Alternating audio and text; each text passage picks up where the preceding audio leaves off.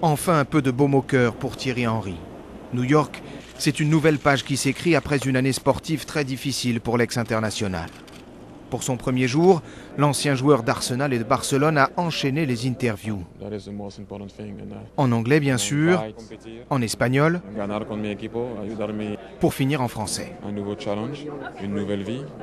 C'est vrai que je connais énormément New York, j'ai beaucoup d'amis ici, donc à mon avis ça devrait aider aussi, mais la chose première pour moi c'est d'essayer de gagner un titre avec cette équipe. Voilà donc une nouvelle star internationale qui vient finir sa carrière au pays du soccer. Tout a commencé en 1975 avec Pelé. Le génie brésilien signe au Cosmos de New York pour 7 millions de dollars, une fortune pour un pays qui à l'époque sait à peine ce qu'est le football. D'autres grands joueurs suivront, comme Franz Beckenbauer, Youri Djorkaeff, toujours à New York en 2005, et enfin il y a 3 ans David Beckham.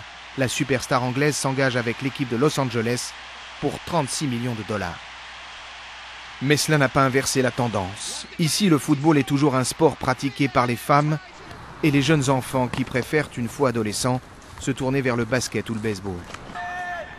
Dans ce club amateur de Manhattan, tous pensent pourtant que le soccer est en train de marquer des points, surtout avec le succès inattendu de la Coupe du Monde. Maintenant, il y a beaucoup plus de retransmissions qu'avant. Je regarde des matchs depuis que je suis gamin et cette année, avec la Coupe du Monde, je peux vous dire que je n'ai jamais vu une telle ferveur aux États-Unis. Je suis très heureux de voir que le foot peut presque se comparer au basket, au baseball. C'est peut-être même plus populaire que le hockey. Pour la finale de la Coupe du Monde le 11 juillet, 26 millions d'Américains étaient devant leur poste. Mais on est encore loin du football américain. Pour la finale du championnat, le Super Bowl, on a atteint les 106 millions de téléspectateurs.